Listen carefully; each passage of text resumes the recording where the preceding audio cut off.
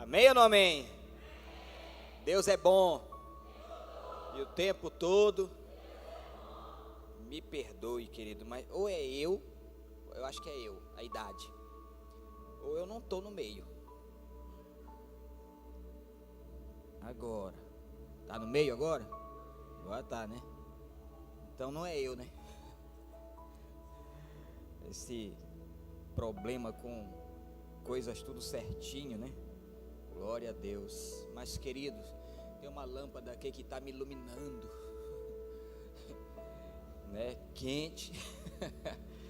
Mas boa noite, queridos, paz do Senhor Jesus, né? Assim, só a nível de informação, tenho a liberdade do cacique, né? Só a nível de informação. Tem alguém aqui que porventura não me conhecia ainda? Tem alguém? Dá um sinal com a sua mão aqui. Olha, olha só, olha, mas espia mesmo. Queridos, deixa eu dizer algo muito para vocês. Vocês não perderam nada. Mas nós já estamos com 1 ano e 4 meses que saímos daqui, né? Fomos, né, para um distrito próximo de Prainha, chamado Santa Maria do Uruará, né? Olha para onde o pastor Salles me manda, para Santa Maria. E só para nível de informação, a rua da igreja é a Nossa Senhora das Graças. É um negócio assim top. É muita luta. Mas nós viemos para o Difflin Conference, né? Trouxemos uma caravana aí de mais ou menos, eu calculo, mais 10 pessoas, né? Assim. Mas são jovens muito. A minha esposa está pregando lá no núcleo e as mulheres ficaram lá. E veio comigo os varões, né? Então eu queria que ficasse de pé a minha equipe aí. Olha só, olha aí. Olha só, olha, glória a Deus, né? Glória a Deus. Muito obrigado, meus filhos, poder sentar, que eu não lembro o nome de vocês todos. Mas, queridos, são os meus valentes, né? São os meus valentes que andam comigo, todos envolvidos na igreja, até o Tutano e o Gogó, né? No Ministério de Louvor, mídia, Dom Divino, o que mais? Atmosfera, todos envolvidos em life groups. Agora é assim, life group agora, né? E estão todos envolvidos. Trouxemos algumas meninas também, para a glória de Jesus. E eu quero agora, eu aprendi isso com o meu reverendo. Eu quero agradecer pela vida de cada um de vocês, agradecer mesmo, de coração. Pastor, por que isso? Eu não sei se é do conhecimento de vocês, mas a igreja daqui de Monte Alegre é que mantém a minha prebenda em Santa Maria, para que eu possa fazer a obra de Deus. E eu quero de coração, quando você está ofertando, você está dizimando, você está apoiando a obra missionária, né? A obra que essa igreja, ela é uma igreja missionária, né? Nós sabemos que é uma igreja que corre nas suas veias, né, essa área missionária. E eu quero de coração agradecer, muito obrigado.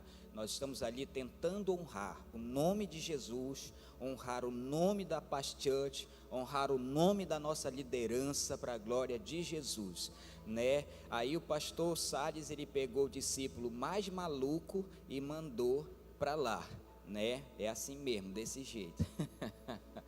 Mas obrigado, queridos, obrigado. E eu quero motivar você a nos visitar. As portas da Igreja da Paz também são de vidro, né? Também, né? Elas são e vocês são convidados, queridos. A lancha, ela sai daqui dia de segunda, quinta e sexta. Segunda, quinta e sexta sai uma lancha daqui de Monte Alegre às 1h da tarde. E quando for mais ou menos 5, antes das 6, você já está tomando um café comigo lá em Santa Maria do Uruará, Então você é nosso convidado, querido. Eu a partir desse ano agora, nós já começamos a trazer preletores de fora, já começamos, porque até o ano passado foi meio difícil. O pastor Salles quase ele leva a breca lá. Por quê, pastor? Porque era muito quente. Pensa num negócio quente. Pastor Salles pregou, eu vi o nosso pastor assim, ele é branco, né? Igual um camarão vermelho, suado, pregando naquele negócio. Eu falei: Senhor, não deixa levar ainda, Senhor, porque senão vão dizer que o negócio é...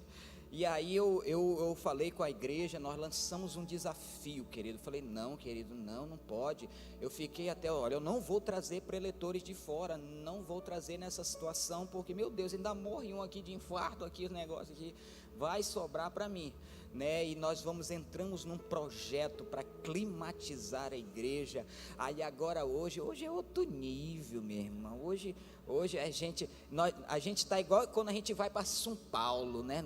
Nós vamos para São Paulo naquele clima agradável, né?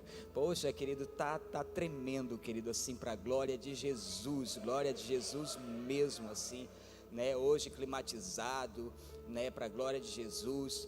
Querido, nós tínhamos um problema santo lá, o telhado, ele tinha vida própria, ele levantava, descia, era um negócio assim tremendo, querido. Uma vez nós estávamos no culto, Zezinho, a parede, né? Tem a parede, né? O telhado era só colocado em cima, não era chumbado. Deu um vento, querido, o telhado levantava, batia, e para acabar de inteirar faltou a luz. Aí pronto, o arrebatamento. Foi um negócio assim tremendo. E aí, querido, nós tivemos que apelar para o nosso pastor. Meu pastor, me socorra, pastor, pelo amor de Deus, vai cair o telhado em cima da cabeça dos irmãos aqui, pastor. E o pastor intercedeu diante da missão, e hoje nós temos um telhado top das galáxias, né? Todo na manta, né? E agora no mês de maio agora, a partir do dia 2, nós vamos começar o forro da igreja, né? Assim, cara, Deus tem sido muito tremendo mesmo.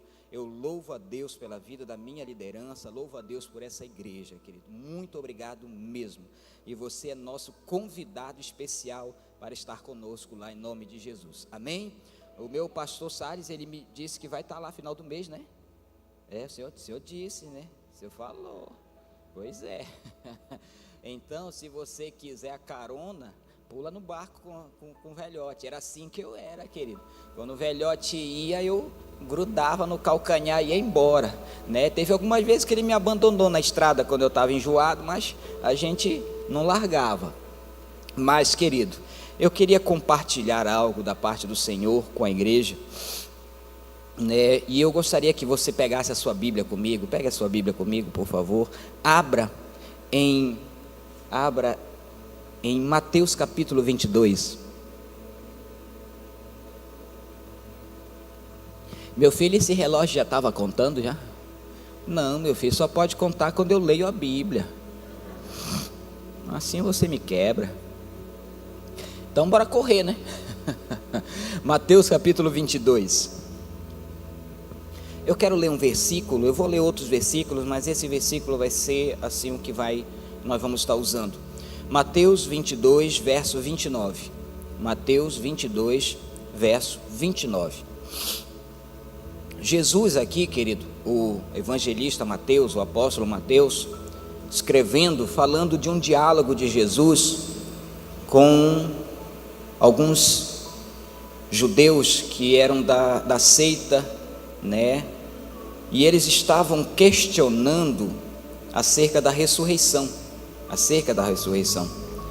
Os irmãos saduceus, eles não criam. Aumentaram bem agora aqui o negócio, né? Aleluia, irmão. Né? E Jesus vai dar uma resposta para eles no verso 29, dizendo assim, ó: respondeu Jesus: errais, não conhecendo as Escrituras e nem o poder de Deus. Preste atenção nisso. Eles estavam conversando sobre ressurreição. E Jesus tentando falar para eles, explicar para eles, mas eles não acreditavam na ressurreição. E o evangelista Mateus vai deixar esse diálogo escrito para nossa edificação, de um erro muito grande que pode acontecer hoje nos nossos dias. E ele vai dizer para aquelas pessoas: vocês erram, existe um erro em vocês, e esse erro em vocês, ele consiste porque vocês não conhecem as Escrituras e nem o poder de Deus. Eu já preguei mensagens falando dessas duas, as Escrituras e o poder de Deus, que eu comparo como um pássaro, uma ave, que para que uma ave possa voar, ela tem que estar com as duas asas boas, as duas asas. Então, para mim, no mundo espiritual funciona assim: uma dessas asas é esse poder de Deus, poder de Deus, sabe, é a unção que Deus libera sobre nossas vidas, é os dons do Espírito Santo, né? É essa intimidade com Deus, de oração. Realmente, isso aqui é essa pessoalidade, dessa unção de Deus sobre as nossas vidas, que não tem como ter essa caminhada cristã sem o poder de Deus. Mas essa outra asa é o conhecimento das Escrituras, conhecimento. E quando essas duas asas estão funcionando, a unção de Deus com o conhecimento de Deus, queridos, você vai voar muito alto, muito alto.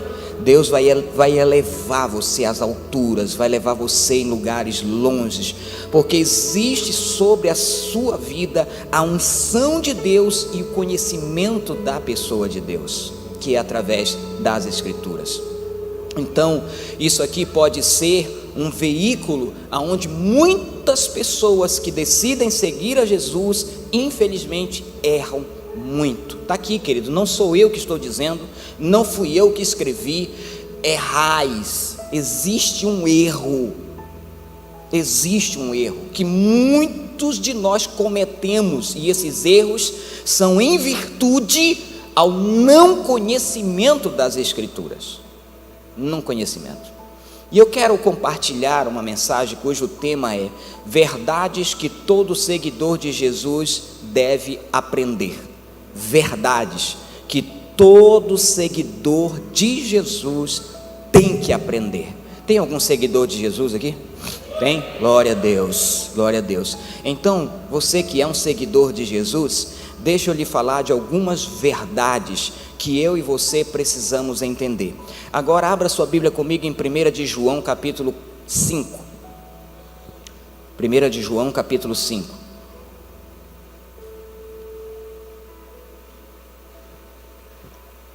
Primeiro João capítulo 5, verso 4 diz assim, ó: porque todo que é nascido de Deus vence o mundo. Diga aleluia, diga glória a Deus.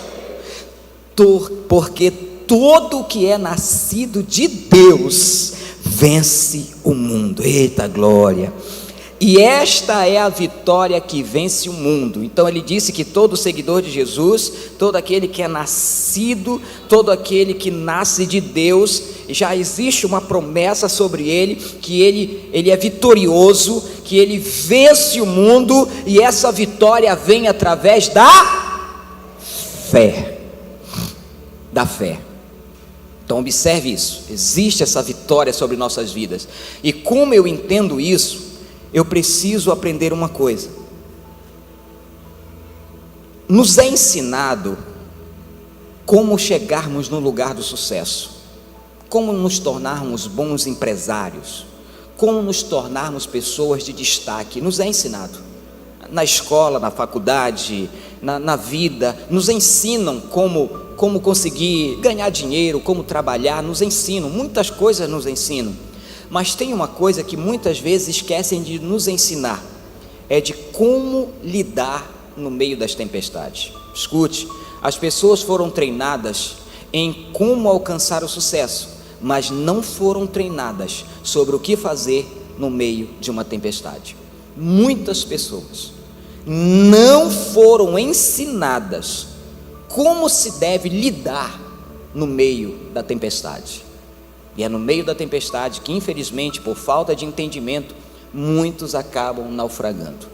E eu quero te dar só três verdades. Eu poderia falar aqui de centenas, mas 3 verdades que eu considero assim as mais primordiais. Eu não sei se você aqui está nos visitando, eu não sei se a sua vida você está passando por adversidade, por dificuldades, não sei quais são as lutas que você está enfrentando, mas eu quero te dar 3 orientações, querido, e anote. Se você gosta de anotar, anote. Primeira orientação: não culpe a Deus. Não culpe a Deus. Muitas vezes, muitos cristãos estão passando por dificuldades, adversidades, e começam a culpar a Deus. Começam a dizer que Deus é culpado. Começam a questionar e perguntar onde o Senhor estava, o Senhor não viu isso, por que isso está acontecendo? E começam de alguma forma a culpar a Deus.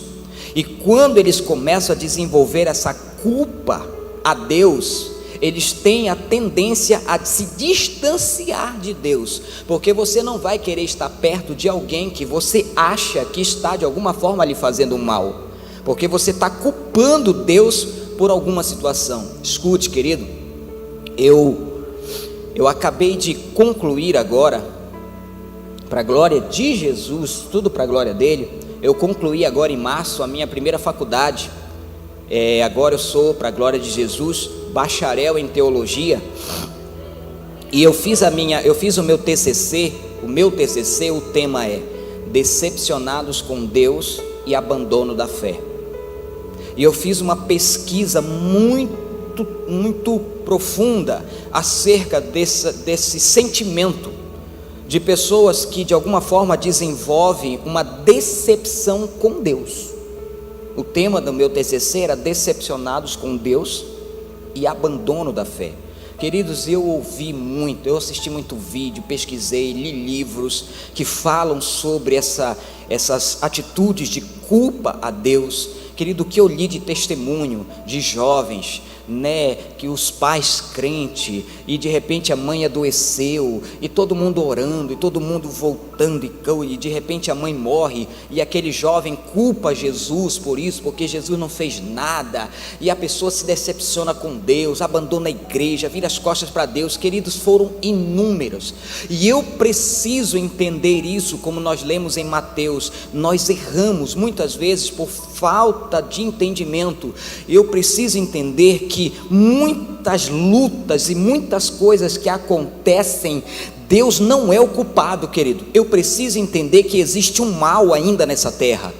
Existe um mal latente, existe um mal presente, existe o pecado ainda nessa terra, e nós ainda estamos vivendo nessa terra. Muitas pessoas se perguntam onde Deus estava quando aquela criança foi estuprada, onde Deus estava quando aquele caminhão passou por cima daquela criança, aonde Deus estava quando aquele jovem colocou uma corda no seu pescoço e se suicidou, aonde Deus estava, e começam de repente a culpar a Deus, e em virtude disso vão gerando dentro deles situações aversas à pessoa de Deus, e muitos acabam abandonando a Deus. Querido, você precisa entender uma coisa: muitas lutas, não são todas, mas muitas lutas que passamos e vivenciamos foi por causa das nossas próprias escolhas.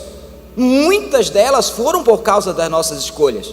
Muitos casais, infelizmente, passam por muitas lutas e adversidades porque aconselharam de todas as formas para aquela jovem não casar com aquela pessoa que não é crente, mas infelizmente ela endureceu o coração e quis casar com aquela pessoa, e hoje vive uma vida de trevas. Hoje ela vem para a igreja sozinha porque o cara não vem, e muitas vezes ela nem vem mais, e ela começa a culpar Deus. Deus, olha só o que o Senhor me deu. Não foi Deus que te deu, foi você que escolheu. E culpam Deus por decisões dela, e muitas outras decisões. A pessoa decide fazer uma sociedade numa empresa com alguém que não teme a Deus, sendo que a Bíblia diz que não existe sociedade entre treva e luz. Uma hora vai dar capim na hélice, e aí você vai começar a alegar a Deus: não, Deus, eu faço isso, eu faço aquilo, é porque, meu querido, você fez aquilo que a Bíblia diz que não é para fazer. Vocês erram porque vocês não conhecem as Escrituras. E muitas coisas, queridos, vão acontecendo e as pessoas acabam culpando a Deus. Deixa eu lhe dizer uma coisa, querido. Deus, Ele é o Todo-Poderoso e nada sai do domínio, mas como ainda existe o mal na terra, ainda existem muitas coisas boas ou muitas coisas ruins para pessoas boas, ainda existem muitas catástrofes, muitas coisas, mas infelizmente isso acontece não é por causa de Deus, é por causa do pecado e da ação maligna do ser humano. E é por isso que quando Jesus ensinou os discípulos a orar, uma parte que está lá em Mateus capítulo 6, verso 10, ele diz assim, venha o teu reino e faça a tua vontade, assim na terra como é no céu. No céu, a vontade plena e perfeita de Deus acontece, mas na terra, a vontade plena e perfeita de Deus não acontece na sua plenitude. Por quê? Porque ainda existe um mal na terra. Ainda existe um mal. Esse mal, ele não é todo poderoso como Deus, mas ele tem o poder. E ele destrói. Ele faz com que nações entrem em guerra. Você vai dizer que agora essa guerra, o culpado é Deus? Querido, uma vez nós assistimos uma reportagem, já faz anos isso. Nos Estados Unidos aconteceu uma daquelas chacinas dentro da escola. Um adolescente pega uma arma, mata alunos, mata professor, é aquela coisa toda. E aí trouxeram para um programa de entrevista a filha do Billy Graham, e nas entrevistas várias perguntas, até que fizeram uma pergunta: escute, vocês falam tanto de Deus, aonde Deus estava quando aquele adolescente pegou uma arma e tirou a vida de 10 crianças e de 2 professoras? Aonde Deus estava? E a resposta da filha do Billy Graham disse assim: Deus estava no lugar que vocês o colocaram. Como assim? Qual foi o lugar que vocês colocaram? Vocês colocaram Deus fora da escola. Porque nos Estados Unidos não pode ler a Bíblia na escola, não pode orar na escola, não pode falar de Jesus na escola. Eles aboliram tudo que estivesse relacionado com Jesus ou com Deus da escola. Eles tiraram Deus da escola. E aí acontece alguma coisa e perguntam: aonde Deus está? Deus está onde vocês o colocaram, fora da escola. E depois culpamos Deus. Nós colocamos Deus fora da nossa família, e depois acontecem situações e você pergunta: onde Deus está? Querido, Ele está onde você o colocou. Você colocou Ele fora, você tirou Ele de lá. Então, querido, entenda isso. Não culpe Deus. É uma das primeiras coisas que eu e você, como cristãos, que fomos tirados das trevas e transportados para a luz, e agora estamos numa caminhada rumo a Canaã celestial, e nessa caminhada vão se levantar adversidades, vão se levantar tempestades. Por quê? Porque eu ainda estou nessa terra, eu ainda não estou no céu, eu ainda estou na terra, eu ainda estou sujeito às ações, às situações dessa vida. Mas se eu não tiver discernimento e começar a culpar Deus, eu posso correr o grande risco de me distanciar de Deus. E quem se distancia de Deus se aproxima do mal. Tem uma história que diz que tinha um jovem em cima do muro, e de um lado Jesus está implorando para ele descer: pula para cá, vem, pula. E do outro lado do muro, o inimigo da nossa alma estava sentado numa cadeira de embalo, tomando aguinha de coco, nem preocupado. E o rapaz em cima do muro, e Jesus implorando: desce, rapaz, desce. E o rapaz olhava para o outro lado, o lapeta, bem de boa. Aí de repente o jovem olhou e falou: ei, Satanás, escuta, Jesus está implorando para me descer aqui, para pular para cá, para esse lado, e você não vai falar nada? Aí ele olhou para o jovem e disse assim: não, porque quem está em cima do muro já está comigo.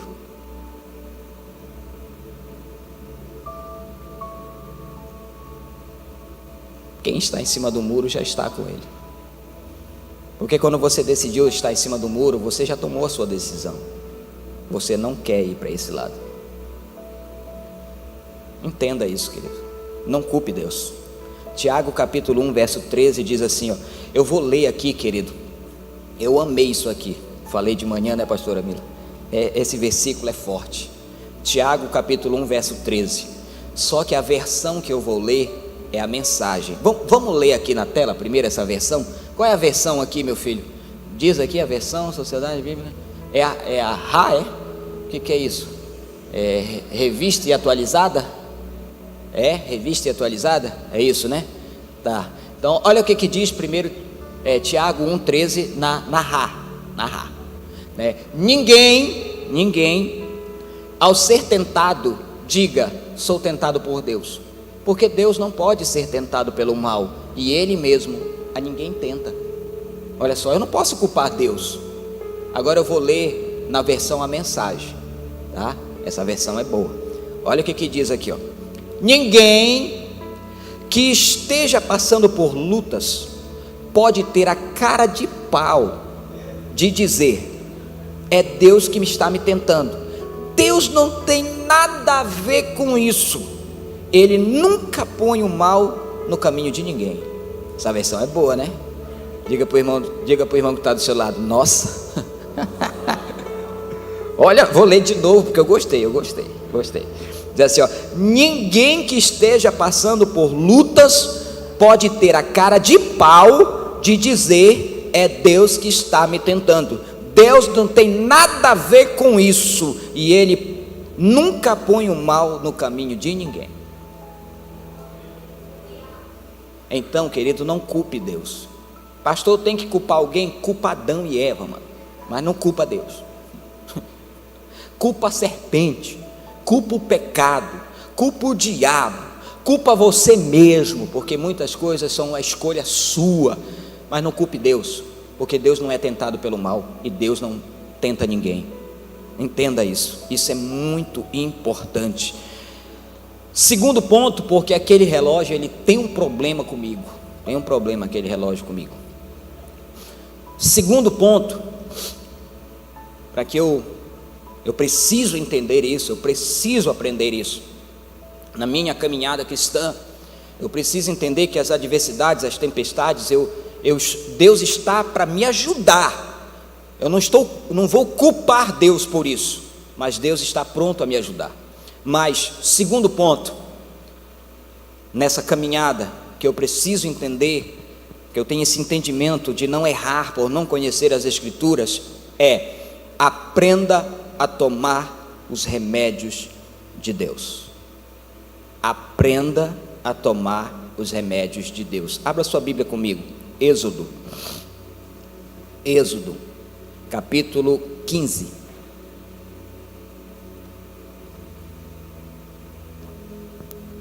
Êxodo, capítulo 15. Termina 8h30, 8h30, né? Né? Êxodo, capítulo 15. Quem achou, diga amém. Quem não achou, diga misericórdia. Leia comigo do verso 22 ao 26. 22 ao 26. Êxodo, capítulo 15, verso 22 a 26. Fez Moisés partir a Israel do Mar Vermelho e saíram para o deserto de Sur. Caminharam 3 dias no deserto e não acharam água. Afinal, chegaram a Mara. Todavia não puderam beber as águas de Mara, porque eram amargas. Por isso chamou-lhes Mara. E o povo murmurou contra Moisés, dizendo: que havemos de beber? Então Moisés clamou ao Senhor, e o Senhor lhe mostrou uma árvore, lançou Moisés nas águas, e as águas se tornaram doces. Deu-lhes ali o estatuto e uma ordenança, e ali os provou, e disse: se vocês ouvirem atentamente a minha voz, a voz do teu Deus, e fizerem o que é reto diante dos seus olhos, e derem ouvido aos seus mandamentos, e guardarem todos os seus estatutos, nenhuma enfermidade virá sobre ti das que enviei sobre os egípcios, pois eu sou o Senhor que te sara. Olhe para cá, vou ser mais rápido. Eu vou ilustrar como porquê e trazer para a nossa realidade. Esse fato aconteceu depois que houve a travessia do Mar Vermelho, né? Quando o mar se fechou. Nós sabemos que o Egito representa o mundo, Faraó, Satanás, e o exército de Faraó, os demônios, mas Deus deu uma grande vitória, um grande livramento para o seu povo, mediante, né, aquele grande livramento. Miriam faz uma grande festa, pega o tamborim, pega as mulheres e faz aquela festa, e quando termina aquela festa, agora vamos começar a caminhada, rumo ao quê? A terra que foi prometida. Vamos começar, e a Bíblia diz que ao caminho de 3 dias, acabou a água, talvez ele ainda tivesse um pouco de água naquele cântaro, alguma coisa assim, começou a acabar a água, né? E de repente eles enxergaram ao longe um oásis, um lugar que tinha água, e correram. Quando eles foram tomar aquela água era amarga, por isso se chamava Mara, amarga. Quando eles tomaram daquela água amarga, de repente ficaram bravos e se levantaram contra Moisés, começaram a murmurar, começaram a reclamar, e Moisés teve que orar a Deus, e Deus deu uma direção. Ele pegou um galho de uma árvore, jogou no mar, naquele rio lá, e a água ficou doce, eles beberam. Mas Deus vai dizer que se eles atentassem direitinho para aquilo que o Senhor estava fazendo na vida deles, que não viria sobre eles enfermidades tais que tinha no Egito, porque Ele era o Deus que sarava. Deixa eu ilustrar isso para nossas vidas.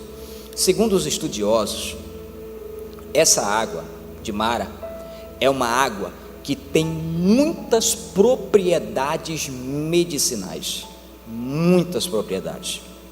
E o povo que estava no deserto, que saiu do Egito, as águas do Egito eram águas altamente contaminadas. Existia um índice de mortandade muito grande no Egito por causa daquela água que era contaminada. Muitas pessoas tinham que beber daquela água e acabavam adquirindo muitos problemas de estômago, muitos problemas, vermes. Naquele tempo não tinha farmácia para dar aqueles remedinho, então muitas crianças morriam, muitas pessoas morriam por causa disso. Só que agora Deus tira do Egito e tem como principal objetivo sarar, curar. E Deus leva eles até uma água amarga, mas essa água, ela tinha propriedades medicinais para matar todos os vermes, bactérias e germes que tinham dentro deles, mas eles murmuraram. O que isso traz para nós hoje, pastor? Deus tem tirado muitas pessoas do Egito, mas infelizmente, quando Deus nos tira do Egito, o Egito ainda está dentro de nós. Existem muitas mazelas ainda em nós, existem muitas feridas em nós, existem muitas coisas na nossa alma, existem muitas coisas nas nossas emoções que Deus, Ele quer nos curar. Mas o remédio de Deus é amargo, e dizem que o remédio que mais funciona é o amargo. Mas quando chega na hora de começar a receber o tratamento de Deus, a pessoa começa a rejeitar e não permite que Deus comece a tocar nas suas feridas. A pessoa, ela resiste ao tratamento de Deus. Ela vem para Jesus toda empolgada, toda animada, entregou a vida para Jesus, amém, glória a Deus, eu sou nova criatura, glória a Deus. Isso significa que o teu espírito agora, ele está em primeiro lugar, ele agora foi recriado. Mas deixa eu te dizer, o teu espírito foi recriado, mas a tua alma não. E é na tua alma que ficam os teus sentimentos, emoções. É na tua alma que fica aquelas áreas que muitas vezes nós fomos muito machucados, e Jesus quer nos curar, querido. Jesus, ele não quer só nos tirar do Egito, ele quer tirar o Egito de nós, tudo aquilo que foi adquirido neste mundo, nessa vida, né? Toda dor, toda mágoa, todo rancor, todo ressentimento, toda falta de perdão, toda essa mazela que existe dentro de nós, na nossa alma, essas feridas, Deus quer tratar, mas infelizmente muitas pessoas resistem. E quando Deus quer tratar, não. É quando alguém vem com amor nos confrontar, dizer: querido, isso está errado.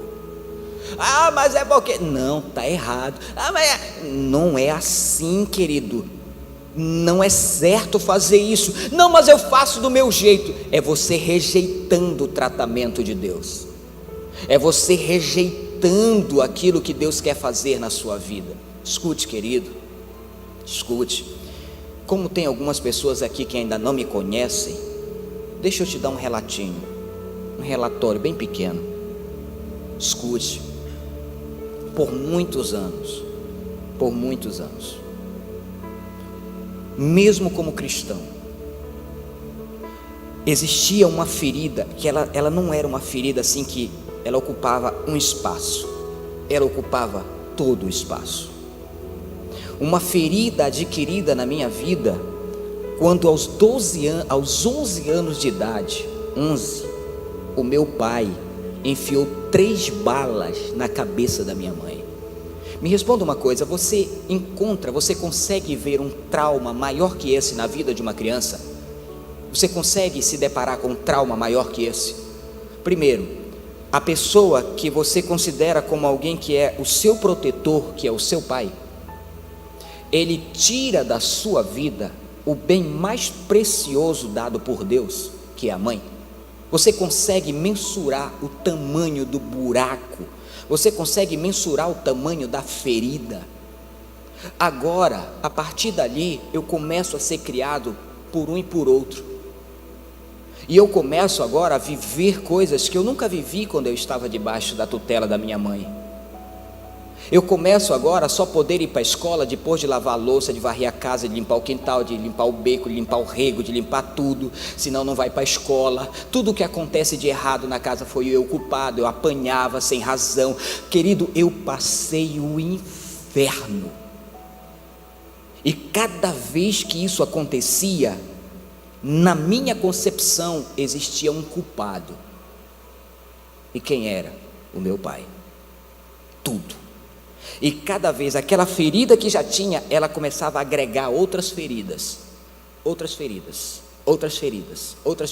e cada vez me tornando mais brabo, mais rancoroso, mais odioso, com um ódio do tamanho do mundo dentro de mim, com uma mágoa, um rancor, com uma falta de perdão do tamanho daquilo que o meu pai fez na minha vida. E eu vou crescendo, querido, eu vou crescendo assim, e eu vou me tornando uma pessoa amarga, uma pessoa rancorosa, uma pessoa odiosa, uma pessoa que tinha dificuldade de confiar nas pessoas. Por quê? Porque um dia foi gerada uma enorme ferida, ninguém me compreendia, ninguém me entendia. Querido, você não tem noção do que é você estudando na escola, dia dos pais, dia das mães, e você é o único que não tem ninguém.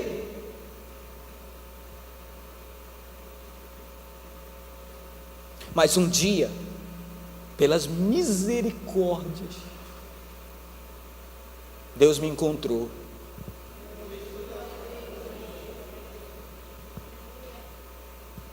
E um dia, Deus começa um processo de cura.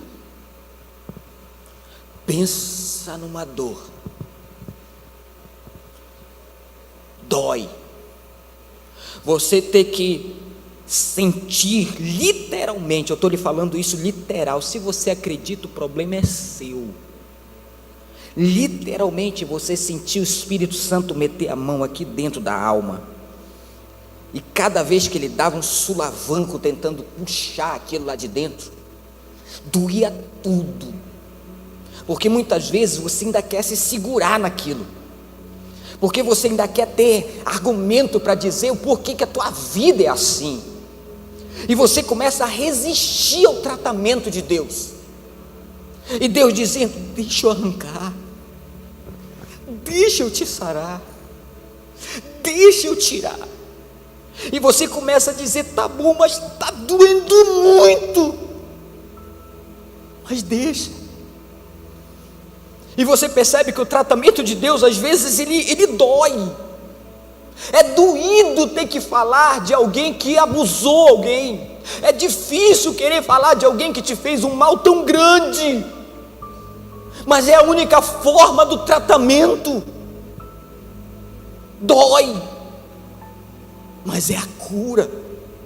Querido, me responda com sinceridade: você acha que se eu não tivesse permitido Jesus me curar disso, eu estaria aqui hoje pregando? Me fala, seja sincero. Não estaria, querido. Vamos ser realistas. Eu tive que permitir, querido, arrancar todo aquele ódio, todo aquele água, e ele puxando tudo aquilo, tirando tudo aquilo, dói. Mas eu prefiro passar pelo tratamento de Deus, que eu sei que quer o melhor para mim, do que endurecer o coração e permitir que o diabo encontre brecha na minha vida. Muitos querem caminhar com Cristo, mas não querem se permitir ser tratado por Ele. Muitos querem chegar na Canaã, mas não se permitem ser sarado por Ele. Queridos, eu acredito, na minha mente limitada, que você pode até chegar, mas isso vai gerar em você um estresse, um cansaço. Por quê? Porque é como se você quisesse caminhar ancorado. Imagine um navio, quando chega num porto, ele joga as duas âncoras. Qual é o objetivo? Para que o navio não saia do lugar. E quando ele vai sair, ele esquece de puxar a âncora, e aí liga os motores e vai. Queridos, esse navio, ele pode até se mover, mas ele vai se mover com muita dificuldade. E além dele se mover com muita dificuldade, ele vai gerar um gasto maior, vai gerar forças, e vai chegar uma hora que vai começar a cansar, vai chegar a estafar, e o motor é arriscado dar um piripaque. Então muitas vezes é assim que muitos cristãos estão andando. São cristãos, entregaram a vida para Jesus, mas estão caminhando, puxando um monte de âncora, e não se permite que Jesus possa ajudar a tirar essas âncoras. Jesus falou: todos aqueles que estão sobrecarregados, venham a mim, eu vou aliviar vocês, eu vou tirar esse fardo, esse peso de vocês. Para quê? Para que você possa caminhar comigo de uma forma mais serena, mais plena, mais leve, porque eu te tirei e eu quero te aliviar. Mas muitos preferem pegar aquilo, colocar dentro de um baú, trancar, jogar dentro do porão e dizer para Jesus: não mexa com isso, não toque nisso. E Jesus querendo nos curar, e nós endurecemos o coração. Talvez seja por isso, querido, que infelizmente você hoje se encontra nessa vida com Cristo muito cansado, e você começa a dizer: rapaz, eu estou tão cansado desse negócio, eu não sei nem se eu vou para a igreja hoje, eu estou estafado, sabe o que é, querido? Tem muita âncora, e se você quer um conselho, deixa Deus tirar. Pastor, mas vai doer. Pois é, o remédio é amargo mesmo, É, verdade. É mara, é amargo, mas é o único que cura. Você pode ir em psicólogo, pode ir em médico, eu não tenho nada contra os psicólogos, amo a psicologia, ajuda muito, amo os médicos, ajudam muito, mas deixa eu te dizer uma coisa, a medicina e a psicologia, ela chega até um certo ponto, daqui para frente, só Jesus. Eles não conseguem curar a tua alma, eles não conseguem alcançar esse nível, só Jesus pode, só Deus pode. Muitas pessoas gastam muito dinheiro, vai para psicólogo, vai para isso, vai para Manaus, vai para Belém, vai para isso, vai para aquilo, para no final da história descobrir que bastaria ter liberado perdão. Bastaria ter liberado perdão, já estaria tudo resolvido. Querido, isso aqui é comprovado cientificamente. A grande maioria dos nódulos, principalmente malignos, são gerados principalmente nas áreas emocionais do ódio, que vem para o corpo do ódio. Isso já é comprovado, simplesmente porque a pessoa endurece e decide não querer liberar perdão, e tem uma vida cristã muito difícil, e não aceita o tratamento de Deus. Olha o que diz em Provérbios capítulo 12, verso 1. Provérbios 12, 1. Bora ver aqui, Provérbios 12, 1. Isso, vai aparecer. Glória a Deus. Provérbios 12, 1. Os meninos já até me conhecem, já ficam até meio coisa comigo. Olha só, quem ama a disciplina, quem ama a correção, quem ama ser tratado, ama o conhecimento, mas o que aborrece a repreensão é o que? Depois não vai dizer que foi eu que falei, tá? É estúpido, ignorante, tolo. Quem ama a disciplina ama o conhecimento, mas quem não ama a disciplina, quem aborrece a disciplina, quem aborrece a repreensão é um estúpido. Estúpido. Porque só corrige quem ama, querido. Só corrige quem ama. Só corrige quem ama. Se eu fosse contar os testemunhos aqui de quantas vezes eu fui corrigido pelo meu pastor, você não tem noção. Mas por que ele te corrigiu? Porque ele me ama. E eu louvo a Deus por isso. Louvo a Deus por isso. Louvo a Deus. Às vezes a gente sai meio brabo, né?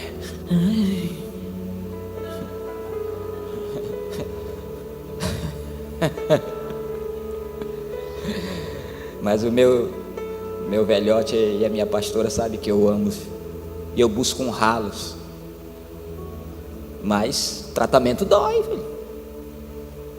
Né? Uma vez, uma conferência da família, eu fui brincar com a minha esposa, né, que a gente brinca muito, e falando, né, para os casais, pastora Mila, e eu falei assim: rapaz, vocês não têm noção da dificuldade que é ter casado com caçula, porque a minha esposa é caçula. Caçula, hein? Que tu diz? Tem algum homem casado com caçula aqui? Tem? Deus tenha misericórdia da tua alma.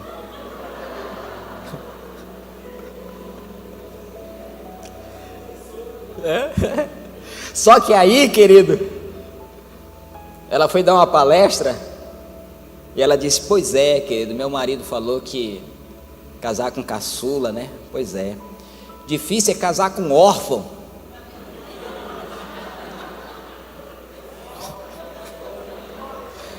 Órfão é só ferida mesmo.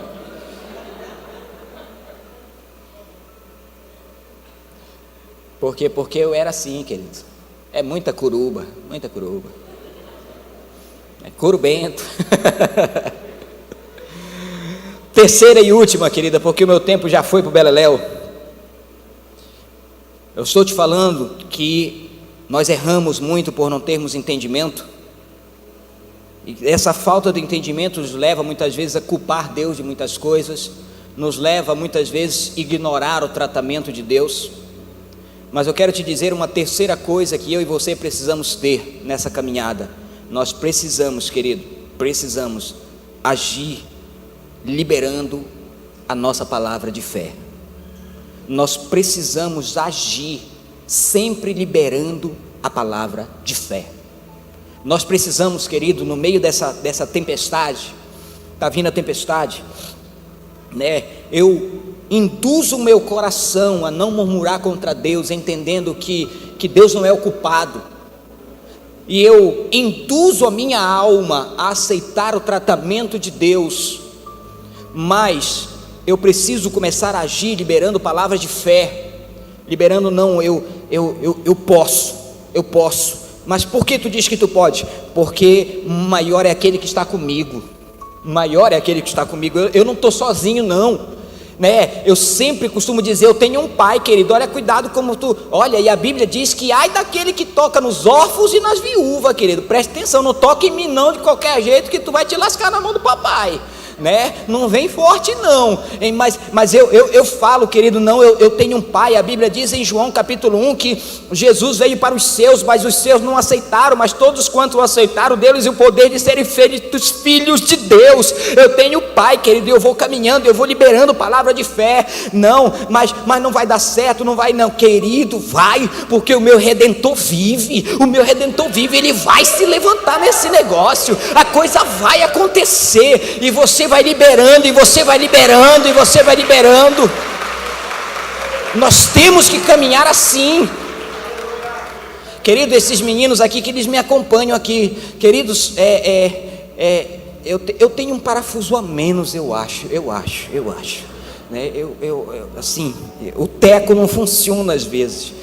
Queridos, a gente faz cada estripulia assim, porque eu libero palavra, querido, eu creio que o negócio vai acontecer, que o milagre vai acontecer, que nós vamos ter, querido, eu tenho profetizado que eu vou ser pastor dos maiores empresários, dos maiores, né, pessoas vão crescer, prosperar, vão ser, queridos, eu fiz uma loucura um tempo desse, né, quando o pastor Salles conseguiu o telhado da igreja. Eu vou encerrar com isso, pastor, assim, sabe?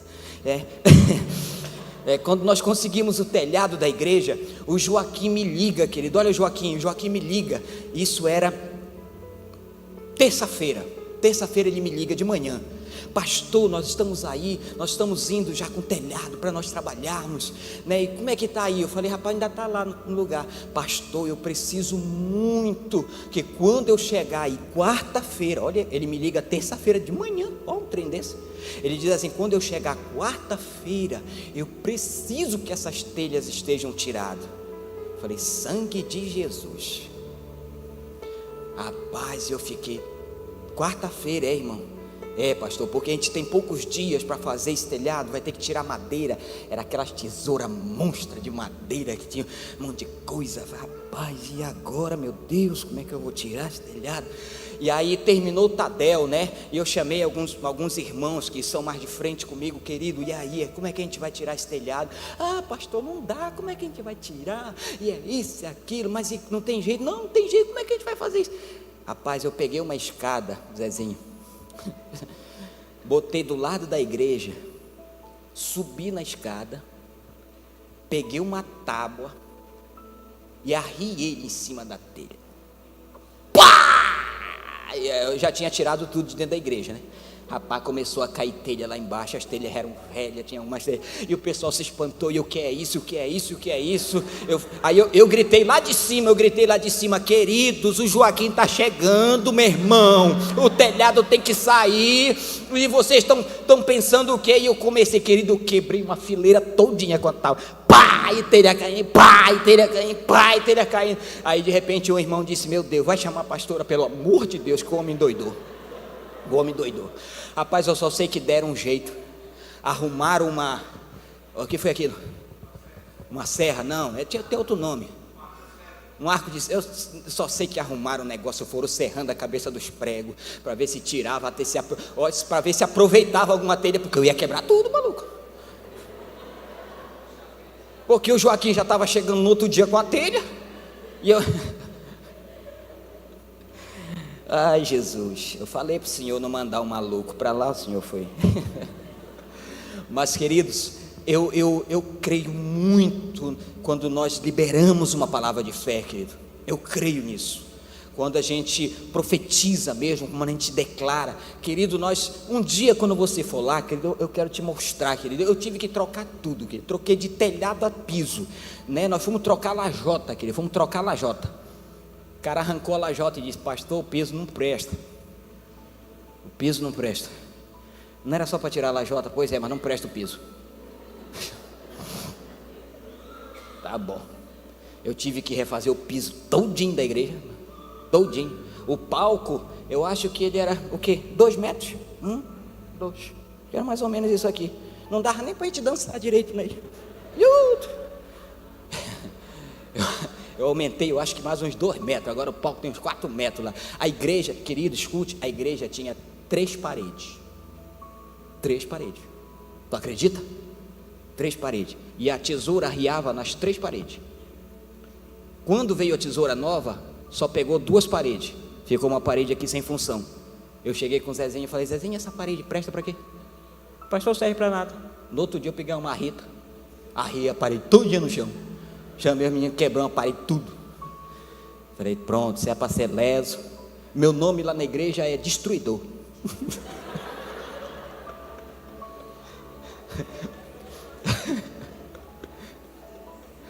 Mas sabe o que é isso, querido? Eu creio.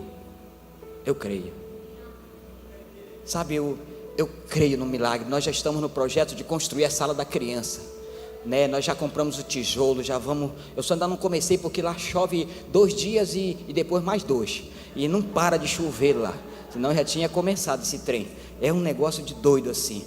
Mas eu creio assim que quando nós começamos a liberar nossa palavra de fé, quando nós começamos a liberar as coisas, querido, no reino espiritual, começa a se materializar, querido. Eu creio nisso. Então, querido, você pode lá na sua casa, na sua família, nos seus negócios, começa a liberar a palavra de fé. Começa a chegar na sua casa hoje para aquele capeta que está querendo destruir teu casamento, destruir teu relacionamento, destruir tua família, destruir tua empresa, destruir teu negócio. Bota o pé lá e diz: ei, a partir de hoje, a música aqui é outra, é Jesus. Pega as tuas coisas e pega o beco, ou por bem ou por mal, senão eu vou partir para cima de ti. Começa a dar voz de ordem lá, querido. Começa a botar esse capeta para correr de lá. Tira ele de lá. Usa a autoridade de Deus na sua vida. Fique de pé comigo, querido, antes que eu fale mais coisa.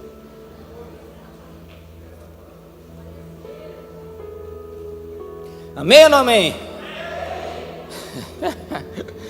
Glória a Deus, queridos. Mas eu queria que você, por um momento, respire fundo. E eu quero que você entenda uma coisa: nós ainda estamos nesse mundo. Nós ainda estamos aqui. Aqui ainda não é o céu. O céu nos aguarda. O céu nos aguarda. Eu creio nisso. Para todos aqueles que se arrependeram e entregaram a vida para Jesus de fato e de verdade, o céu nos aguarda. Mas enquanto o céu não chegou, nós ainda estamos aqui nessa terra, sujeito a muitas coisas. Mas eu preciso entender, querido, eu preciso entender. Bota uma outra, filha, essa não está legal não. Eu preciso entender uma coisa. Quando nós estivermos no meio das lutas e das tempestades, não culpe Deus, querido. Deus, Ele é o teu ajudador. Deus, Ele é o teu ajudador. Existem 2 cenas, querido, 2 cenas que eu projetei na minha cabeça. Eu projetei isso aqui na minha cabeça. A primeira cena que eu projetei na minha cabeça é a cena de Pedro, afundando. E quando eu estou nos meus dias de muita luta intensa, que eu estou orando de joelho, muitas vezes, querido, eu me sinto afundando. É nesse dia, querido, na minha mente eu crio a cena. Eu estendo as minhas mãos e digo: Jesus, não deixa eu afundar. Não deixa eu afundar, Jesus. É como se eu estivesse sentindo Jesus me levantando. Sabe, é muito importante isso nas nossas vidas. Nós realmente estendermos as mãos para Jesus nos levantar, porque enquanto estivermos aqui, vamos ter muita luta. Dias que nós vamos querer que fossem riscados do mapa. E uma outra cena, querido, que não sai da minha mente, é quando trouxeram aquela mulher que foi pega em adultério. A Bíblia diz que, segundo a lei, aquela mulher deveria morrer apedrejada. E aquela mulher já estava sentenciada, já estava condenada. A pedra já estava na mão. Ela foi pega em adultério, foi pega em flagrante. Mas eles tiveram a brilhante ideia de querer dizer assim: vamos cacetar logo 2 coelhos de uma vez. Vamos levar para Jesus? Porque ele vai falar alguma coisa errada e a gente aproveita e apedreja os 2. Mas Jesus libera uma palavra para uma mulher condenada. Nunca esqueça isso, condenada. Jesus diz: quem não tiver pecado, que atire a primeira pedra. E de repente todos largam a pedra e vão embora. Mas ficou um ali que poderia condená-la. Jesus poderia pegar uma pedra e condenar ela, sim ou não? Porque ele não pecou. Mas aquele que poderia me condenar olhou para aquela mulher e disse: cadê os teus acusadores? Ninguém te condenou? Nem eu te condeno também. Essa mulher, ela representa eu e você, querido. Nós estávamos condenados, sentenciados, mas Jesus veio com um ato de graça e misericórdia sobre as nossas vidas e disse: eu não te condeno. Mas agora Ele pede de mim, de você, uma resposta a essa misericórdia. E qual é a resposta? Ele diz: vá e não peques mais. A nossa resposta ao ato de misericórdia e graça de Deus é não pecarmos mais. O pecado seja um acidente, e quando aconteceu o acidente, mesmo assim nós nos prostramos e pedimos perdão a Deus. É assim que nós precisamos viver. Mas infelizmente muitos decidem não aceitar essa cura de Deus. E eu quero que você coloque a mão no seu peito, à altura do seu coração. Quero orar com você. Senhor, meu Deus e meu Pai, a Tua palavra foi pregada, e eu creio que esses ensinamentos vão ser muito úteis para a nossa caminhada com Cristo. Primeiro, entender que não precisamos ficar culpando ao Senhor. Segundo, Senhor, que nós possamos entender e aceitar o tratamento de Deus sobre as nossas vidas. Essa cura, mesmo que doa, mas é melhor ser curado pelo Senhor. E terceiro, que nós possamos liberar palavras de fé, crendo nos impossíveis de Deus, crendo num agir soberano de Deus sobre as nossas vidas, nossa família. Por isso, Pai, não permita que nós venhamos a falhar, não permita que nós venhamos a murmurar, a sermos resistentes, a sermos endurecidos e não aceitarmos isso, Pai. E eu quero declarar, Senhor, de uma forma profética sobre a vida de cada um dos meus irmãos, que vão compreender à luz do entendimento da palavra de Deus, e que a partir de hoje a vida vai começar a ter um movimento mais suave, porque as âncoras começam a cair hoje. Toda âncora que nos prende, tudo aquilo que tem dificultado a nossa caminhada, caia por terra hoje, porque hoje a Tua palavra nos ensina que se nós conhecermos a verdade que é Cristo, nós seremos libertos em nome de Jesus, e essa liberdade flua em nossas vidas para a glória de Jesus, Pai. E eu quero declarar isso sobre a vida dos meus irmãos em nome de Jesus. Receba, querido, tome posse de